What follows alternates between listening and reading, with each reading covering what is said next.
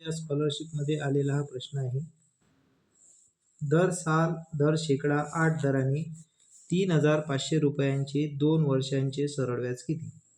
तर आपण हे सोप्या पद्धतीने काढू.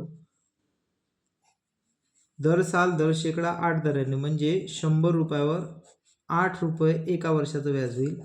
तर 3,500 रुपयावर किती होईल? आता काय करायचं, याचा आपण तिरपा गुणाकार करू. तर इथं होईल 3,500 गुणिला 8 आणि 100ला गुणाकार करायला कोणताही संख्या नाही. आपण तिला काय करू, भागाकारामध्ये घेऊ आणि याचा भागाकार करू. हे 2 शून्य कट होतील, हे 2 शून्य कट होतील. आता इथं 35 गुणिला 18 आले. तर आता याचा गुणाकार करू आपण. 8 पंचे 40, हातचे 4, 8 त्रिक 24 आणि 4 28 म्हणजे 280 रुपयाला. हे एका वर्षाचं. तर आपल्याला काढायचं किती आहे? 2 वर्षाचं व्याज काढायचं.